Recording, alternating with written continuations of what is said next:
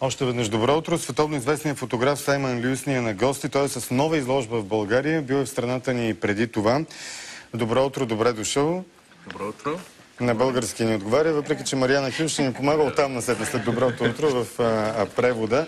За кой път сте в България, поне за веднъж знам, и в колко държави общо сте били с обектива и с фотоапарат?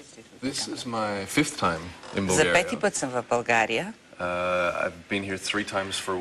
Три пъти съм работил в България, уреждал съм изложби и имах кампании за снимане и два пъти бях на почивка. На ски в Банско. Това темата с ските е толкова дискутирана тук, че е в повече. Могат и снимки от протести да се правят по тази тема. Да, знам, известно ми е. А защо този интерес към България? Поласкани сме, ако сте били в десетки други държави, каквато информация имаме, и идвате не само по работа, но и на почивка. Защо? Как открихте България? Огромно удоволствие ми доставя идването в България. Много приятно прекарвам.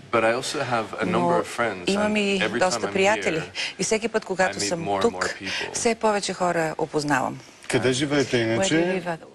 В Ню Йорк. Всъщност там е базата ми, но много пътувам. В колко държави сте обиколили до сега с идеята да снимате? Над 40. Малко над 40. Малко ще стане дума за самата изложба и за това какво съдържа тя. Кое е най-интересното място, на което сте били? Най-трудно направената снимка, най-трудно ловения миг или най-опасно да е било в ситуация, в която искате да снимате?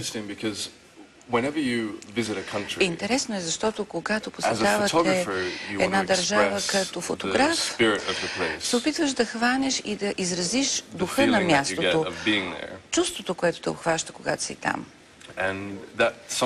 И понякога това е предизвикателство, защото много места са много красиви, но е хубаво да се покаже и това, което се случва отдолу, под красивата повърхност.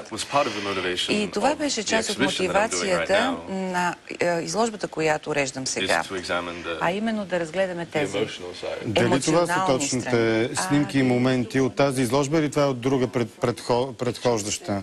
Сегашната, която ще се открие, да кажа само, че ще се открие от 21 юни до 4 юли в галерия Юзина. Новата. Продължете. Това е серия от Ню Йорк. Започнах тогава да се опитвам леко да променям реалността. Да създам нещо, което да задържи поглед върху снимката за по-дълго време и да се замисли какво всъщност се случва там. Това е фотос от сегашната изложба. От сегашната изложба. От 21 юни до 4 юли. Галерия Юзина. Какво сте уловили тук? Каква атмосфера сте искали да пресъздадете на зрителя? В този случай бях се насочил към емоционалното във всяка култура, във всеки менталитет. Начина, по който културите изразяват себе си чрез танца или сценичните изкуства. И костюмите също.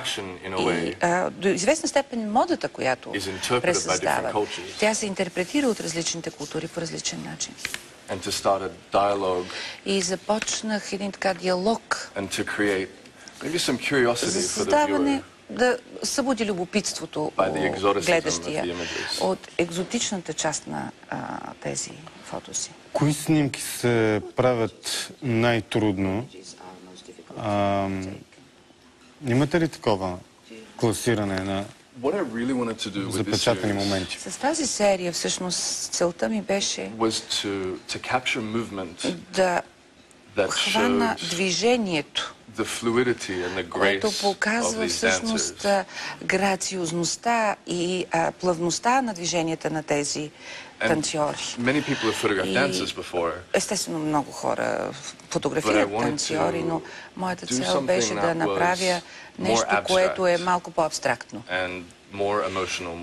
и по-емоционално, зона. Обаче процеса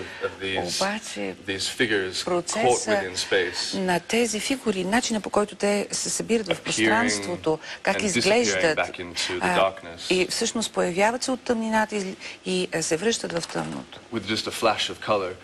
С малко цвят. Това е нещо като начина по който спомените се връщат и навлизат и излизат от мозъка. Да прилича движението и на това движение. This is also a movement of memories. Точно така.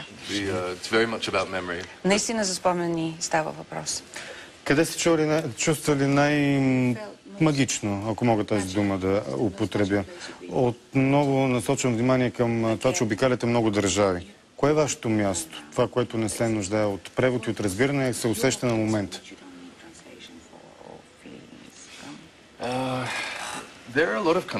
Много държави има, в които усещам някаква връзка, привързаност. България е една от тях. И в момента работя по една серия, която е от България, но много страни, Япония, защото те имат невероятни традиции, невероятно културно наследство. Индонезия. Много хора, много държави ме вдъхновяват по такъв начин. Индия сега до голяма степен кара да се чувствам така направо зашеметен поради богатството от цветове, от различни от различни плътове и детайли. Различни неща, които се чувстват по различен начин. Много благодаря. Хубав престой в България. Благодаря за гостуването. Да поканим и всички любители на фотографията от 21 юни до 4 юли, галерия Юзина, да видят поредната ви изложба. Саймън Люис е за 5-ти път в нашата държава и идва дори да почива, не само да прави снимки. Успех ви желая!